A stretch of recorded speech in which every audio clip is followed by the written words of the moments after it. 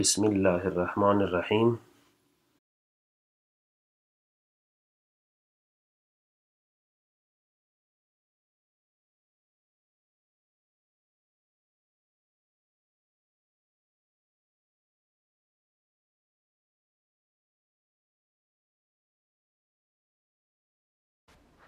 پوښتنه داسې ده: که چیرې د لامبو ډنډ یو نل په 3 ساعته کې او بل نل یې په 6 ساعته کې ډک کړي، نو تاسې معلومه کړئ چې که دا دواړه نلونه په یوه وخت کې په دې ډنډ راخوشي سي، نو دا ډنډ به په څو ساعته کې ډک کړي. یو ملګري پوښتنه کړې ده چې که چیرته مونږ یو حوض ولرو، داسې یو حوض دی او دا حوض یو پایپ په 3 ساعته کې ډکوي او بل یې په 6 ساعته کې ډکوي.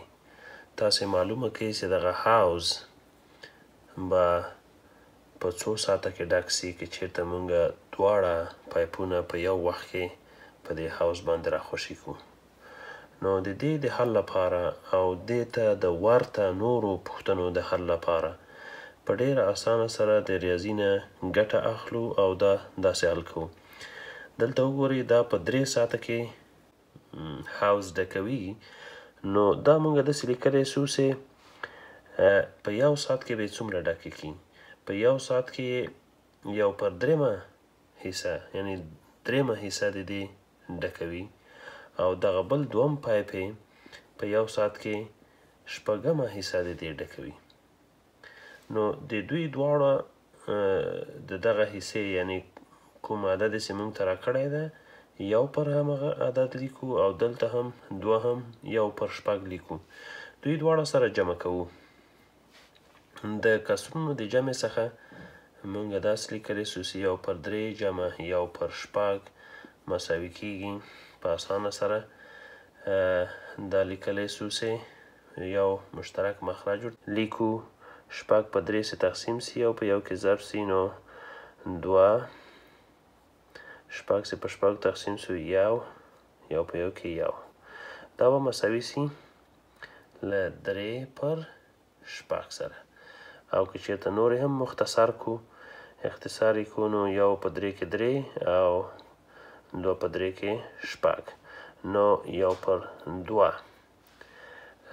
مونږ پیدا کړه چې یعنې که چېرته دواړه دغه کسرونه سره جمع کو، نو دغه نیم یې ورکړه. یعنې مطلب داسې که چېرته مونږ دواړه پایپونه مونږ ورباندې راخوسي کو، نو دا نیم حوض به ډک سي.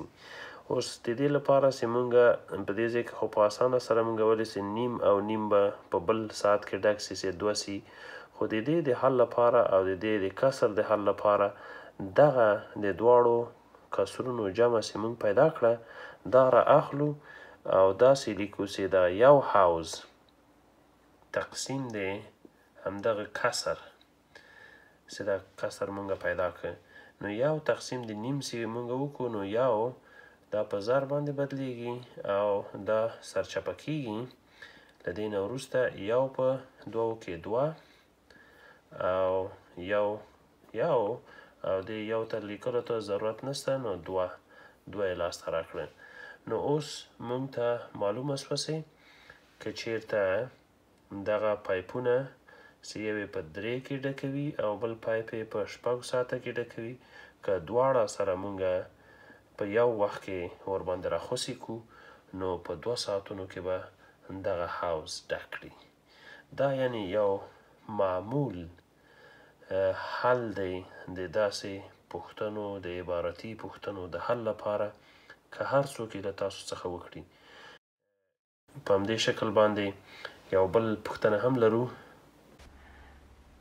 بله ورته پوښتنه داسې ده: که چیرې یو کس یو موټر په 2 ساعته کې خالی کړي، بل یې په 4 ساعته کې او دریم کس یې بیا په 6 ساعته کې خالی کړي، نو که دوی درې واړه دا کار یو ځای وکړي، موټر به په څو ساعته کې خالی کړي؟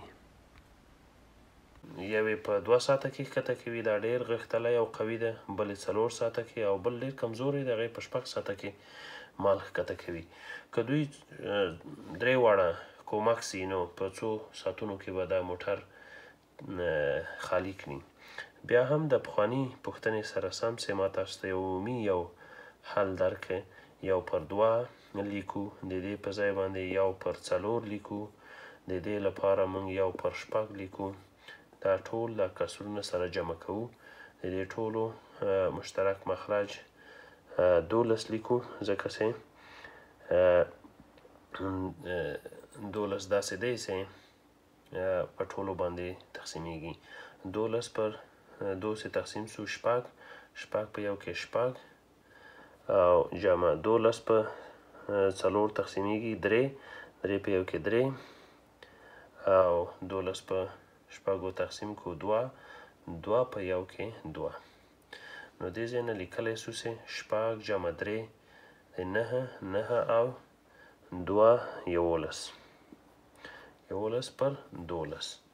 اوس ګوره مونږ د دې 3 واړو کسرونو عمومي یو مجموعي کسر پیدا کړ. د پخوا په شان په 2 مرحله کې، اوله مرحله کې دا کار کوو، 2 مرحله کې د یو راخلو یو موټر ده تقسیم دی 11 پر 12. نو دې نه اول کسر خپل حالت کې لیکل کیږي او دوهم کسر سرچپه کیږي د کسرونو په تقسیم کې. نو دې نه لیکلی شو 1 په 12 12 او 1 په 11 کې 11.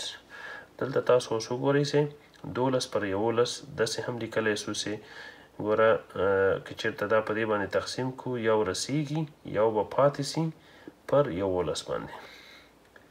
نو یعنی دوی که 3 واړه سره یو ځای سي نو دوی په 1 ساعت کې، همدارنګه د بل ساعت په 11مه برخه کې به دا ټول موټر تخلیه کړي.